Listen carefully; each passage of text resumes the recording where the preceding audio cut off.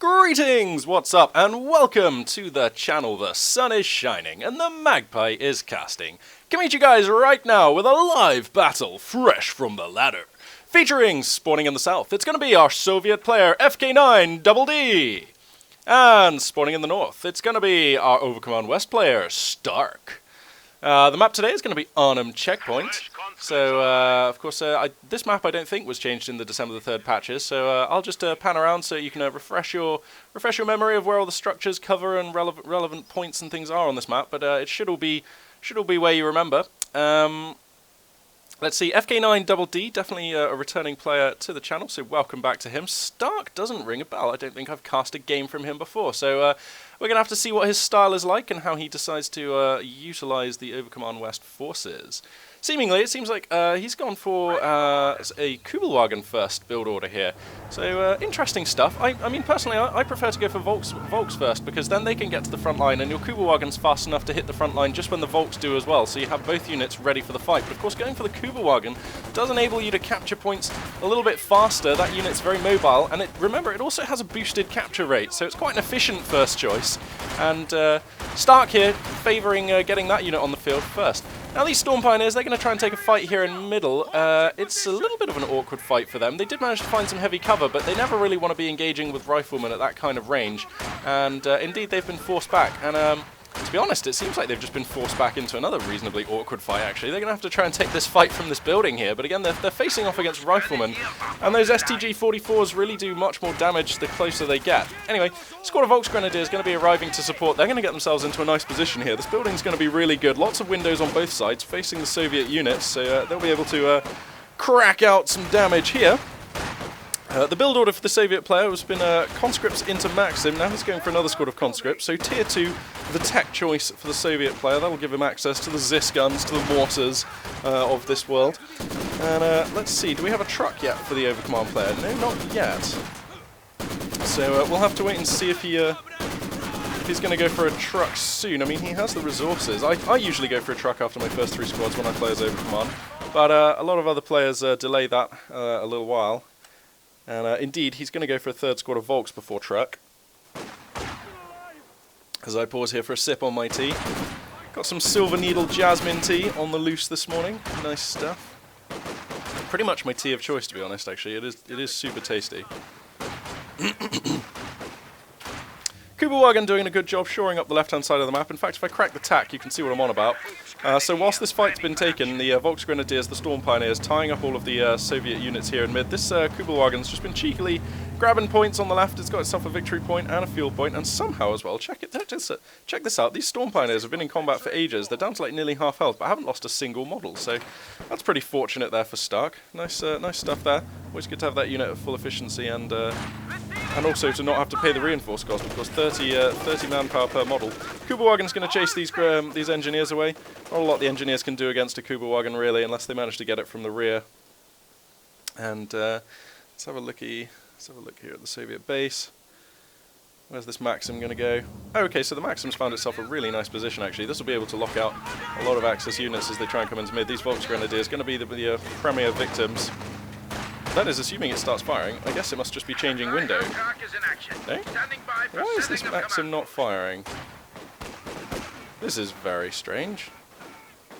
And the Soviet player's going to have to move it. Well, I don't quite understand why that Maxim wasn't actually firing. They appeared to be in arc, and I couldn't see any kind of line of sight blocker that would prevent them firing from there, so that's a little bit awkward. Meanwhile, over on the right-hand flank here, we've got a little scuffle developing between 2 squads of conscripts here, some Storm Pioneers and some Volksgrenadiers. Now, it looks like the Axis force is just going to take this fight, I would have thought. As these Storm Pioneers are actually doing pretty good damage. They're coming up to their first level of veterancy. They've been really effective, actually. They've taken some really awkward-looking fights, but have somehow come out on top. So that's pretty cool. These Volksgrenadiers not going to fall back just yet. Looks like they're going to get a capture point before they go back. Mechanized Regiment HQ just now coming up for the Axis player, so he's going to have access to Pumas, Werfermans, and of course the good old Panzer II, which has been moved to that building as of December the 3rd. Now, I mean, it's too early to tell whether the Panzer II is going to be the choice, but of course early Panzer IIs are pretty much still all the rage. They have been since that December the 3rd patch. The Panzer II is a very mobile, very ferocious unit against all infantry and light armoured targets, so it is a really nice choice to get out in the early game.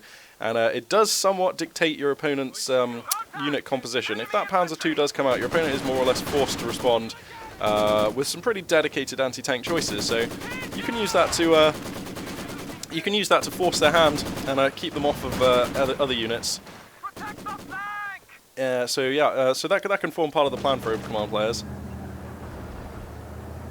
Excuse me, I'm just gonna have to mute my mic. Sorry. Oh, dearie me. I mean, I'm like mostly better, but I still just have like the tiniest hints of this cold. It's the most super annoying thing ever. I wish it would just go away. It seems fair enough though. I mean, I haven't had a cold for like over a year before this one, so I guess my immune system is overdue a fight.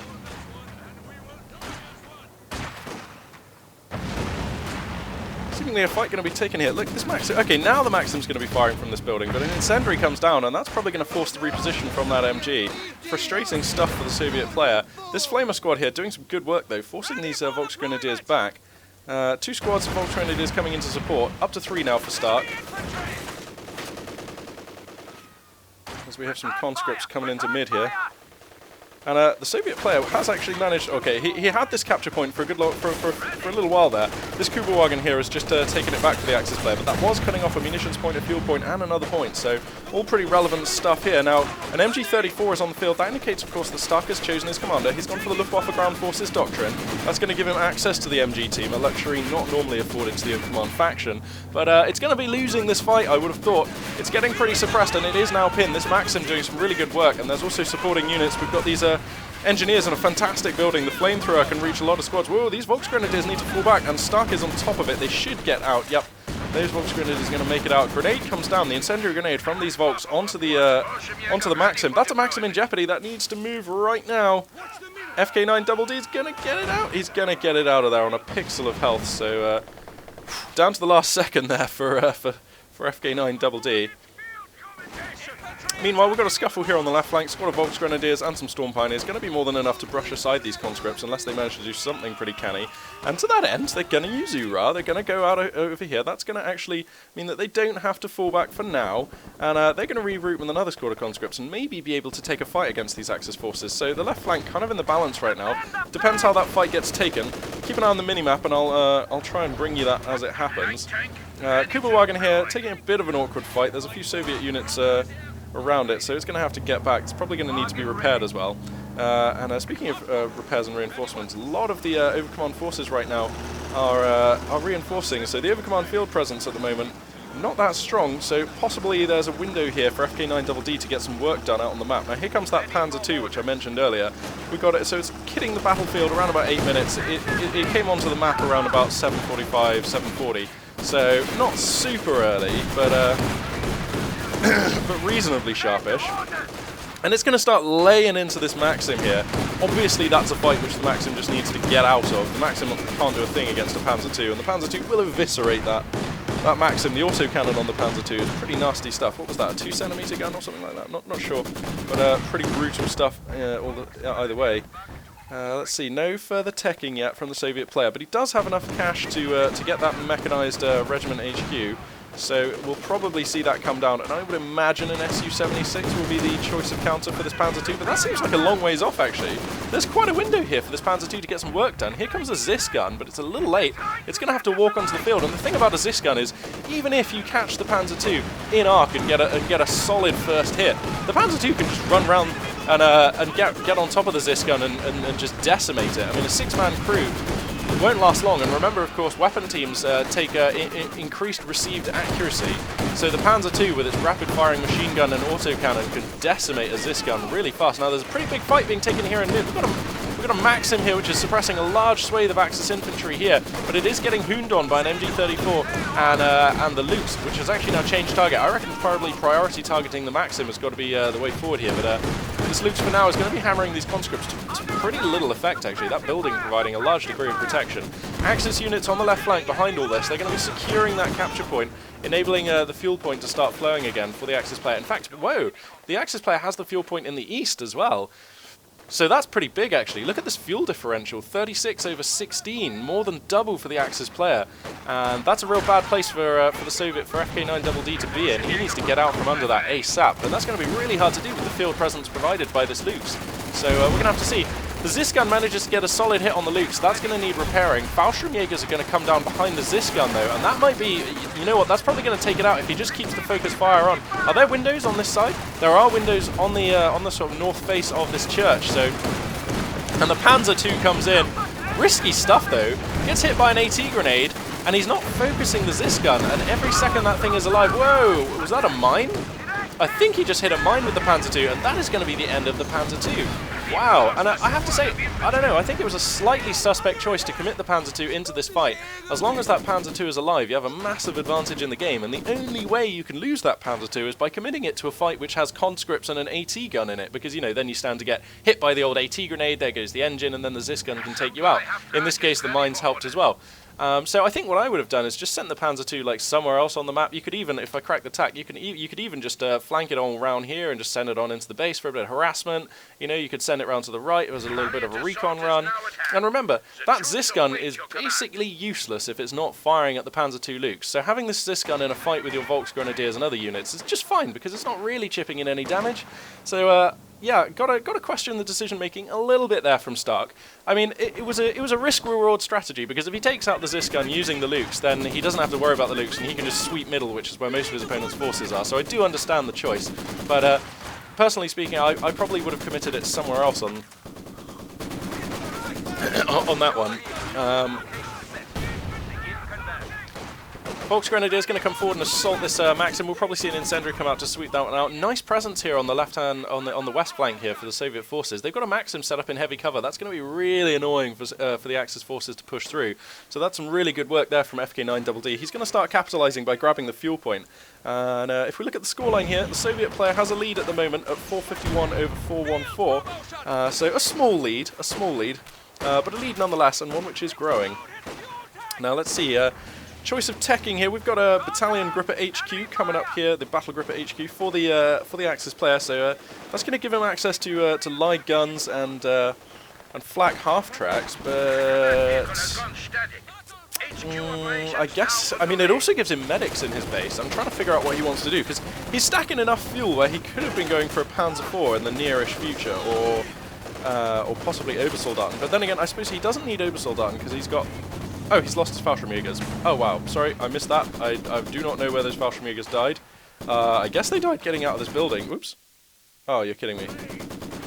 Okay, I accidentally just minimized Company of Heroes 2. I hope that this cast is still running. My overlay is telling me that it's running, so I'm going to keep casting. But I apologize if there was any sort of disruption to the video just then. Pardon me.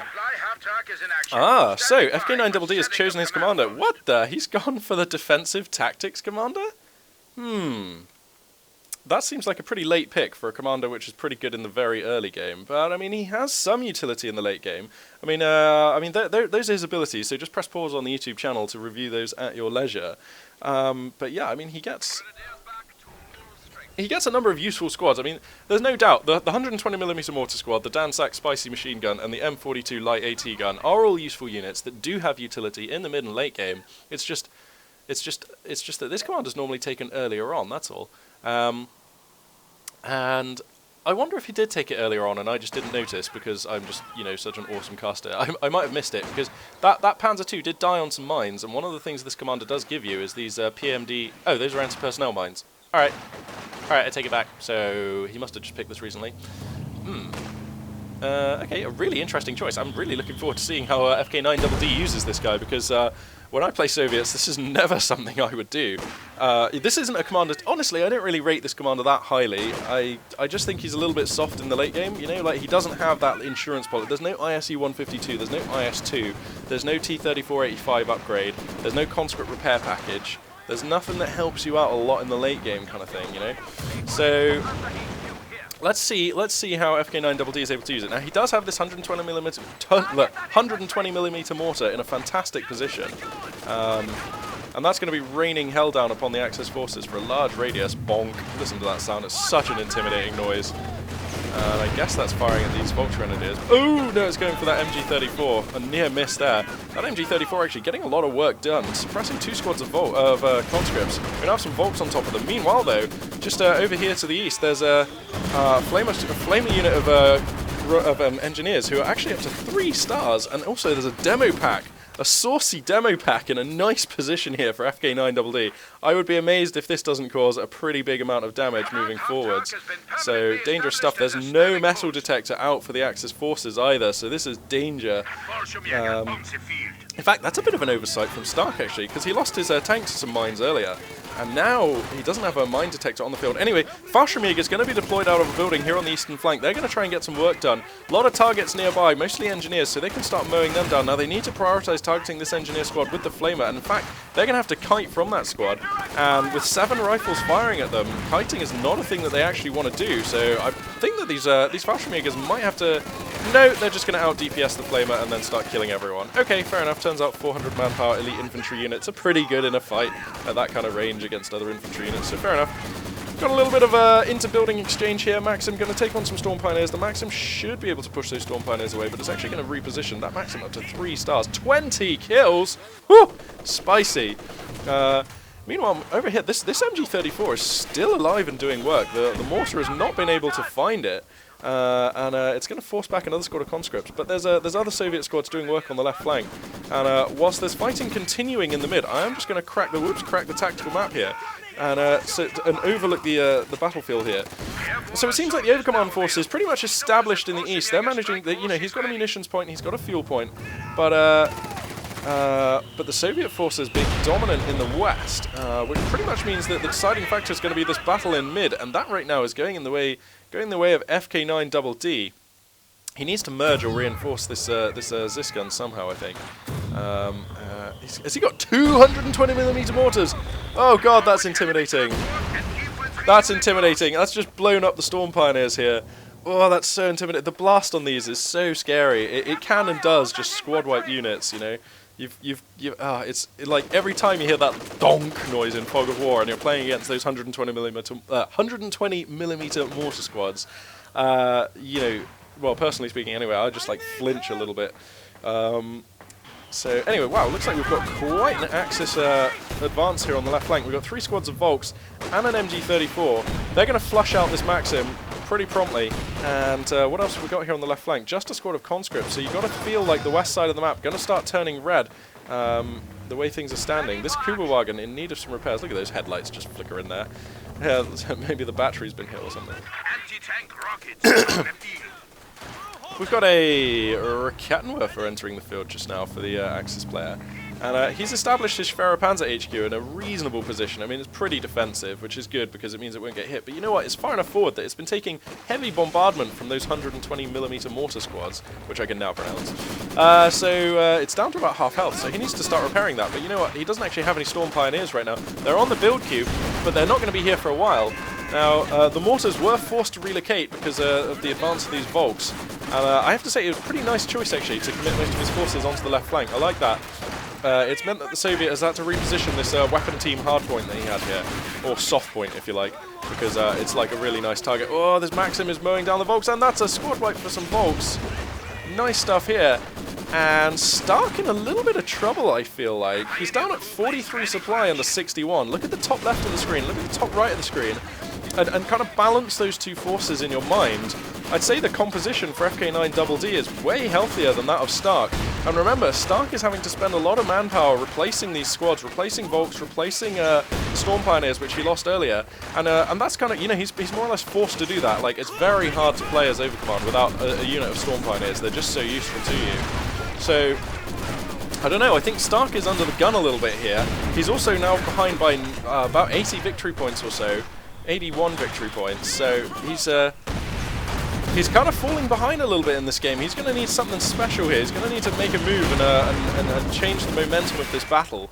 Because if things keep going the way they are, well, that's just not going to be any good. He will lose. Is that a Panzerschreck on the floor? Oh, a Panzerschreck on the floor. 120mm mortar round there, taking out his own demo pack there. But decimating the Rakettenwerfer, sorry. And there's a Panzerschreck up for grabs here. I'd be amazed if these engineers don't grab that. Yeah, they will. It's, you know, they're not the best squad to have the Panzerschreck on, but, you know, any squad is better, you know, any of your squads is better than your opponent's picking it up. So a nice swipe there for the Soviet player, and Stark is now down at 26 supply under 68. This MG34 fighting for its life here, but it's going to have to fall back. The mortars are just too much. The mortars are just too much, actually. They are just hooning fire down. How many kills have they got? One of them has 2 kills, nearly a level of veterancy. The other one has 2 kills, nearly a level of veterancy. So maybe I'm overstating the amount of damage they've been doing, but it seems pretty good. I mean, they've kept the pressure on this Schwerer Panzer HQ. They've managed to destroy, you know, Panzerwerfer here, and I've seen some like decent hits. That MG34 got winged, and the Volksgrenadiers have taken some hits here and there. So maybe they haven't been as effective as I thought, but I'm sure that they have been effective. So. Anyway, Maxim in a good position here. Where's the other Maxim these days? Oh yeah, so brace of Maxims in nice positions covering mid. Panzer IV entering the field right now, so maybe this is the tool that Stark needs, but he doesn't have much to support it. He's got Fallschirmjägers, Volksgrenadiers, and 1 MG34, and a Kubelwagen, to be honest, which he has, to his credit, repaired, and which, to its credit, is out there doing work. So, actually, if you look at the map, somehow he's got 2 of the victory points and both fuel points. So, if there's a way back into this game, maybe Stark has found it. Maybe this is it. The Schwerer Panzer HQ does get taken out. The 120mm mortars there, going to do a lot of work. The Panzer IV is here, and I reckon he should buy the MG42 upgrade. There's a lot of infantry targets. Well, I also don't think he should engage from this angle. Of course, there is a Zis gun here, which he does see. These Volksgrenadiers are going to see that Zis gun. So he's going to find a nice angle here, using this building here as a line of sight blocker. That's going to force the Zis gun to relocate, but it doesn't have to go far. It can probably take some shots from here. And yeah, I would say it's on for some shots there. Is it? Oh no, unluckily enough, this little shrub, I guess, is in the way. He could probably attack ground, or he could relocate to, like, here and try and take some shots. Well, he doesn't want to come too far forwards, because then the Panzer IV could jump on it, so got to be careful. Remember, this Zis gun is one of only 2, yeah, so these are the main anti-tank forces here for the Soviet player, and if they both fall, then Stark has a real shot in this game, and one of them's pretty wounded already, so we'll have to see. Whoa, Zis gun's going to get a nice hit onto the side armor of this Panzer IV. Stark's going to have to be careful, because this is the only reason he's in the game right now. Oh no! Oh, Stark, what have you done? So conscripts here are going to get a really nice AT grenade. That is now a stricken Panzer IV. That's going to have to try and find some way to survive, but with 2 Zis guns in the hood, I'm not really sure what it can do. This Zis gun, if it wanted to, could stand to relocate to just here. That would give it a nice arc here, which could hopefully cut off a retreating Panzer IV. But actually, you know what, he's taken a pretty safe line with this Panzer IV, and it looks like it is going to be able to limp out of combat. Now, again, there are no Storm Pioneers on the field. I'm not sure where they were lost, but they were lost. So that Panzer IV is going to have to make it all the way back to the Mechanized Regiment HQ. That's here to repair. But at least there is a repair option on the field for the command player. As I just pause here for a sip on my tea. That's the stuff. So, Soviet player FK9DD, he really needs to just send like 1 unit just to start chewing into this ground on the left, because this is a lot of resources still flowing for the overcommand player. He's got fuel point, munitions point, 2 other points, and of course that victory point, which is you know, doing something to stymie the rate of tickets that he's bleeding here.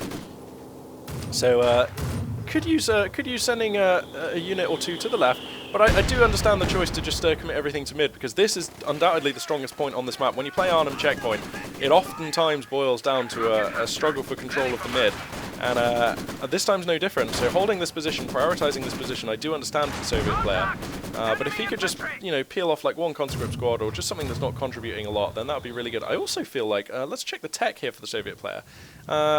I also feel like going for like a half track. I mean, he's got like oodles of resources. I mean, he's floating like over 1 grand of manpower and 225 fuel. A half track would be really sweet, because it would just let him reinforce all these units. Like, there's a couple of conscript squads. This is this gun, just down to 2, 3, 4 men. Okay, 3, 4 men. And yeah, a half track would be a really nice choice. Just let him keep the pressure on. In fact, I feel like if he had a half track here, he could like advance and start besieging the Axis base. Now, there's a Werferman on the field. Interesting choice here, and that Panzer IV is still alive. So Stark has some toys to play with here. Whoa! Not if he just throws the Panzer IV into the Zis gun. I feel like this Panzer IV ought to just dive into the base or something, because he knows where all of his opponent's anti-tank is. So anyway, whoa! The Werferman gets a pretty decent line here. Gonna savage one of the mortar squads, getting a good few kills there. Let's see, did he get 4 kills there? 7 kills, so it also managed to kill a couple of members of this Zis gun crew, maybe one off this mortar crew. And amazingly enough, the 120mm mortar can be manned by a single man here, and that is what we're seeing. So this guy is just going to fearlessly keep flumping rounds out. Or maybe he's going to relocate and retreat. That seems like a smart choice. Fallschirmjäger is going to get deployed into this building at the back here. But they're taking a lot of fire from Maxims and other things. They're actually going to come out the back door here. Find some engineers, but I feel like they need to fall back. Yeah, there comes the fallback. And they should be able to retreat, but there's 2 Maxims and a lot of rifles that they're going to have to retreat through here. They're on a pixel of health, actually, so he could well lose the squad. He's going to have to fall back through the arc of this Maxim, and I reckon he's going to lose these oh, yep, he loses the Fallschirmjägers there. So that's another 400 manpower squad, very expensive, and a bitter loss for Stark, who can ill afford to lose units like this. Manpower, he is pressed on manpower, and he's pressed on units. I mean, he's still at 50 supply, under 57. Now, that 57 figure, a little bit misleading, because if you look at this Soviet force here, it is gasping for reinforcements. If it was fully reinforced, he'd probably be up near 80, or maybe even 85. And this is why I just think, if he had a half-track here, this would be sweet. As it is, these units are all gasping. Another Werfermann barrage could be devastating. Even just another squad of Fallschirmjägers could quickly achieve a number of squad wipes. This is what we call a TRE, target-rich environment. There is a lot of squishy weapon teams and infantry squads here. And, you know, it doesn't take much for this kind of a position to get hit hard. And you know what, actually? If he gets 250 munitions, which he's close on, and calls in the airborne assault on this point, that could be devastating. He has the ability to do it right now. Let's see if Stark's going to realise this, because it could be sweet. Katushka Barrage going to come down. That's going to find some Storm Pioneers, though. A nice firing position and a nice hit there. And the Werfermann's going to fire.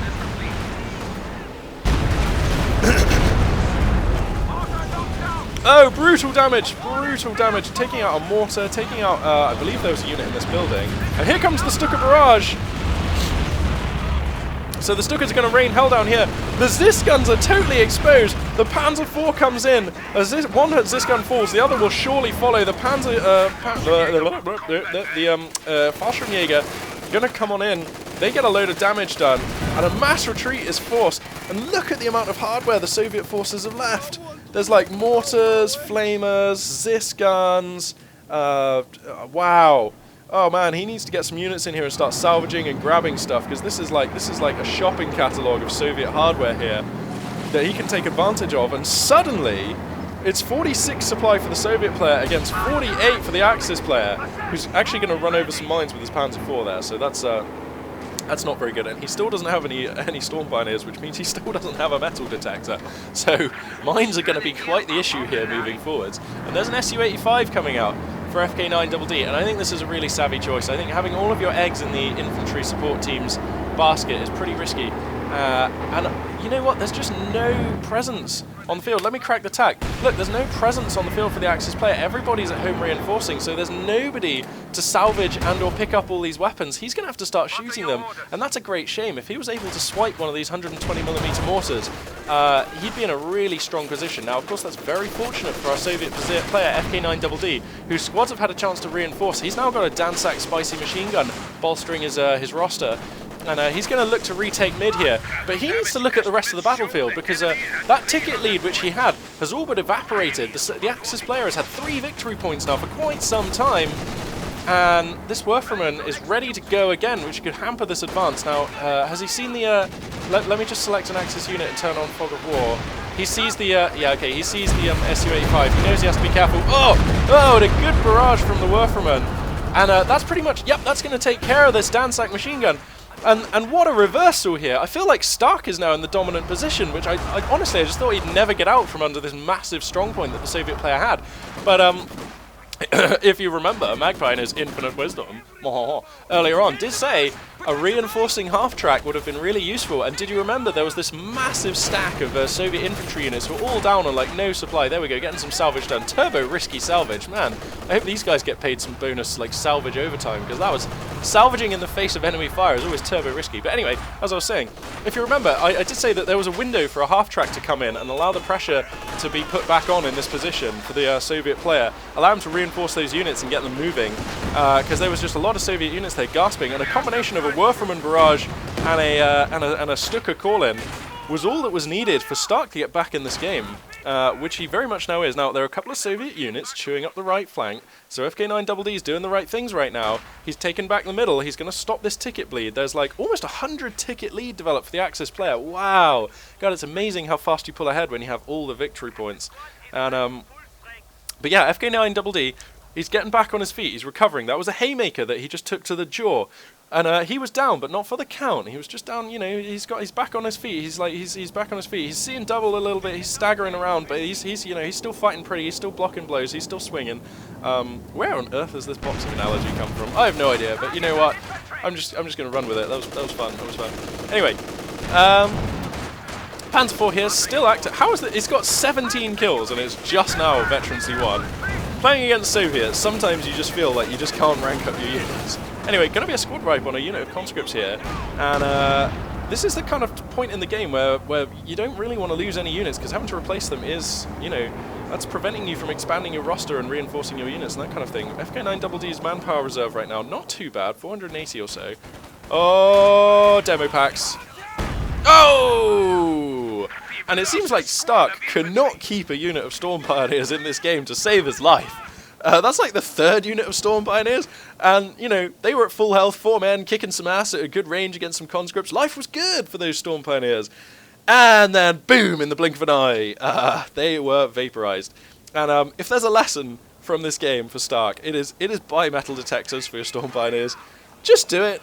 Don't even worry. You can even put them away if you're in a fight and you need that 4th STG firing, you know. Just buy them. 30 munitions. And hey, they even come with a free repair tool, which lets you repair, like, really fast, you know. 30 munitions, well spent, my friends. Trust me.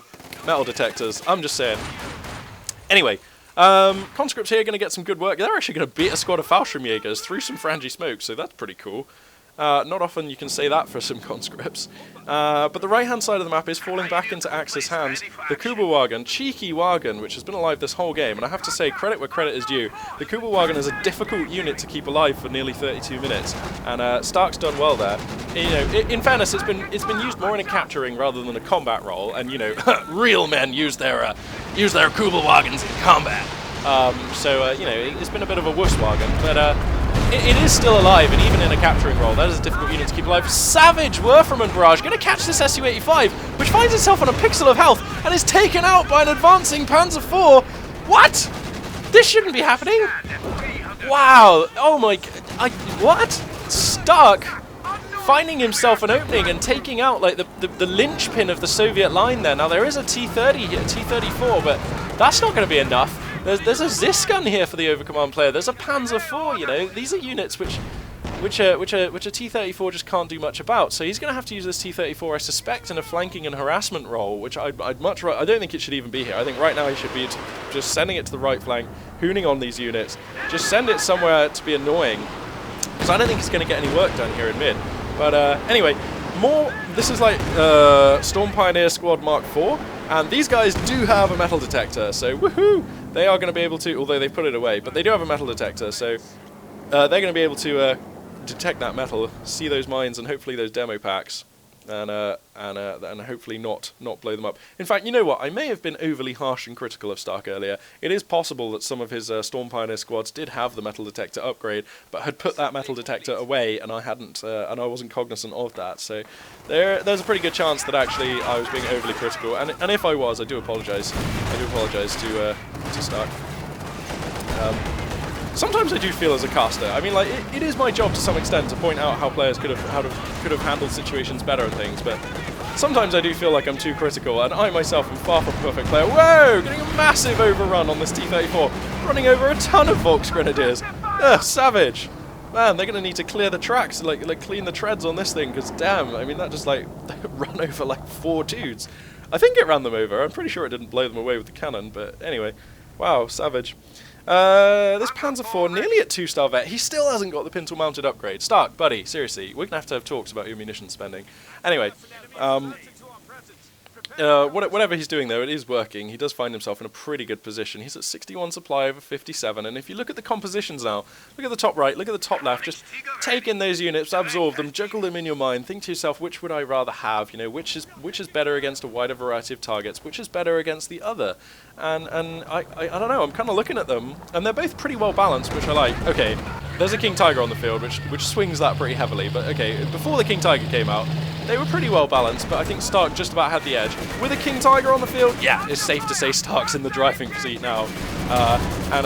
You can hear it, listen to that sound, can you hear that distant... That is the sound of a King Tiger engine, which you can hear from quite a long way away. and which right now, if FK9DD has detected, is going to be giving him cause for concern in this game. Now, let's see. What has he got to answer this? He's got 3 conscript squads with AT grenades. He's got a T-34 on a half health and a Katushka. Those can damage the King Tiger, but they're not exactly what I'd call hard counters. So he is building a Zis gun, so I can only assume that he's heard this the like ominous rumbling of that King Tiger engine. Here comes a Werferman barrage. Oh, it's going to find the T-34. Ugh. Oh my god, it also manages to take out a Maxim as well. That's pretty unlucky. I think it took out this Maxim. Yeah, it did. 2-star Panther 4 going to move in on this T-34, and it's going to find the Ziska, it's going to find the Katushka as well. This Katushka needs to get the hell out of there. And oh no, what, the engine broken Panzer 4 is going to get this Katushka, is it? Oh no. Oh no. Oh no. And it's kind of fallen apart a bit here for FK9DD. There's a Zis gun here which is going to take out the Panzer 4, I would have thought. I'd be amazed if it manages to limp out of here. And where's the King Tiger at? Okay, so it's just kind of positioned in mid right now. And you know what? For all this dominance, for all that he's up at 81 over 32 and so on, FK9DD does hold 2 of the victory points. So Stark is getting no closer right now to pushing his opponent out of the game on victory points. Here comes the Ura. This will be a double AT grenade. You've got it. What? Where are these conscripts going? I would have thought that that would be an AT grenade for sure. But no, seemingly the Zis gun's going to be enough to get that job done, I think. The conscripts are just uraring into a King Tiger right now. There's a Maxim at the back here as well. This is not going to work for FK9DD. He's going to have to get out of there. Incendiary grenade even comes down on one of his squads. And wow, he has a lot of munitions to spare. And this is just one of those commanders who doesn't have a munitions dump. There's no incendiary artillery or anything like that you can just be like, oh, I've got loads of munitions and I need some dudes to die. I'm just going to click this button and boom. That's not a thing you can do with this commander. So FK9DD is stacking a lot of munitions. I'm trying to think of a good use for that. He could just lay a load of mines everywhere. He's got 2 units of engineers out there. SU-85 going to be the choice for FK9DD. Ooh, I like it. The SU-85 is